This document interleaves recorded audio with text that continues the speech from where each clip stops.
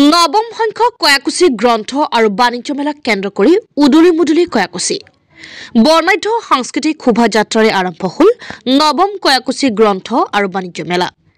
বৰপেটাৰ ধাৰিনগৰী কয়াকুছিৰ শংকৰ আজান সমন্বয় ক্ষেত্ৰত সোমবাৰৰে পৰা আৰম্ভ হয় নৱম কয়াকুছি গ্ৰন্থ আৰু বাণিজ্য মেলা।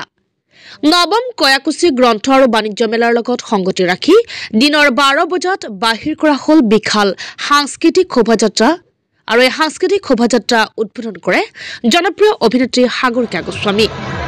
সহ উদ্বোধক হিচাপে উপস্থিত থাকে অভিনেত্ৰী বেহৰবাৰী আউটপোষ্টৰ বাইলুন খ্যাত চুমকি কছাৰী। সৰুক্ষেত্ৰৰ বিধায়ক জাকিৰ হোসেন চিকদাৰৰ মুখ্য পৃষ্ঠপোষকতাত অনুষ্ঠিত হৈ থকা নৱম কয়াকুছি গ্ৰন্থ আৰু বাণিজ্য মেলাৰ আজিৰ সাংস্কৃতিক শোভাযাত্ৰাত কয়াকুছিৰ সকলোবোৰ চৰকাৰী আৰু বেচৰকাৰী শিক্ষানুষ্ঠানে অংশগ্ৰহণ কৰে। ইফালে নৱম কয়াকুছি গ্ৰন্থ আৰু বাণিজ্য মেলা আনুষ্ঠানিকভাৱে উদ্বোধন কৰে গুৱাহাটী বিশ্ববিদ্যালয়ৰ অৱসৰপ্ৰাপ্ত অধ্যাপক আটোৱাৰ ৰহমানে। সংখ্যালঘু বসতি প্ৰধান অঞ্চলত কয়াকুছিত অনুষ্ঠিত হোৱা এই গ্ৰন্থ আৰু বাণিজ্য মেলাই ইতিমধ্যে বৰপেটা জিলাৰ লগতে সমগ্ৰ ৰাজ্যতে ব্যাপক সমাদৰ লাভ কৰিবলৈ সক্ষম হৈছে। মই আজি এই গ্ৰন্থমেলা উদ্বোধন কৰি এই সাংস্কৃতিক অনুষ্ঠান বহুত আনন্দ পাইছোঁ আৰু এই মহামিলন এইটো গ্ৰন্থ মানুহৰ অপৰিহাৰ্য আৰু জাতি ধৰ্ম নিৰ্বিশেষে সকলো একেলগ হৈছে। এই মহামিলন আৰু এনেকুৱা মেলা আৰু দ্বিতীয় নাই, কোনো সব ধৰণৰ মেলাতকৈ দিছ ইজ দ্য এইটো সৰ্বশ্ৰেষ্ঠ মেলা। মই সকলোৰে শুভকামনা কৰিছোঁ আৰু এই গ্ৰন্থমেলাৰ ছাকচেছ কামনা কৰিছোঁ আৰু ইয়াত কৃষকৰ পৰা আৰম্ভ কৰি ল'ৰা ছোৱালীৰ পৰা আৰম্ভ কৰি শিক্ষিতসকলে একেলগ হ'ব আৰু কিতাপ কিনিব চাব আৰু ৰাইটাৰসকলে লগ পাব আৰু প্ৰকাশকসকলে লগ পাব। সকলোকে মই শুভকামনা। চাওক, আজি উদুলি মুদুলি পৰিৱেশ কয়াকুছিত নৱম কয়াকুছি গ্ৰন্থ আৰু বাণিজ্য মেলা সাংস্কৃতিক শোভাযাত্ৰাৰ আৰম্ভ হ'ল। সাংস্কৃতিক শোভাযাত্ৰাত এই অঞ্চলৰ সমূহ সন্মানীয় সচেতন ব্যক্তিসকলে অংশগ্ৰহণ কৰিছে।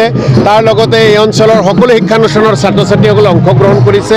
গোটেই আমাৰ যিটো সাংস্কৃতিকৰ ক্ষেত্ৰত অসম যিটো আমি চহকী বুলি কওঁ, অসমীয়া জাতিৰ সাংস্কৃতিক ক্ষেত্ৰত যিটো চহকী, আজি এই চহকী অসমীয়া জাতিৰ সাংস্কৃতিক দিগৰ প্ৰতিফলিত হৈছে কয়াকুছি গ্ৰন্থ আৰু বাণিজ্য মেলাত। নৱম কয়াকুছি গ্ৰন্থ আৰু বাণিজ্য মেলাই আমি এখন জ্ঞানৰ মেলা কৰাৰ কাৰণে আমি প্ৰয়াস কৰি আছোঁ আৰু প্ৰত্যেক বছৰে আমি তেনেই কৰোঁ। ইয়াতে যাতে সকলোৱে ছাত্ৰ ছাত্ৰীয়ে যুৱক যুৱতীসকলে নিজৰ প্ৰতিভা বিকাশ কৰিব পাৰে। ইয়াৰ শৈক্ষিক প্ৰতিভাই হওক, ক্ৰীড়াৰ প্ৰতিভাই হওক, সাংস্কৃতিক দিগৰ প্ৰতিভাই হওক, আন আন সাহিত্যৰ প্ৰতিভাই হওক, সকলো যাতে বিকাশ কৰিব পাৰে তাৰ কাৰণে সকলো ধৰণৰ কাৰ্যসূচী আমি ইয়াতে ৰাখিছোঁ।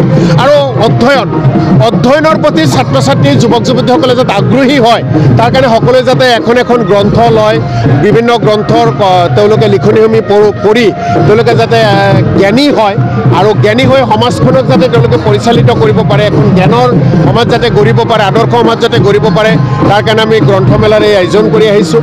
আমাৰ অসমখন শংকৰাজানৰ দেশ আৰু শংকৰাজানৰ দেশত যুগে যুগে বিভিন্ন জাতি জনগোষ্ঠী মিলি অসমীয়া জাতি হিচাপে আমি জীয়াই আছোঁ। আমাৰ মাজত ভাতৃত্ববোধ আছে, আমাৰ মাজত একতা আছে।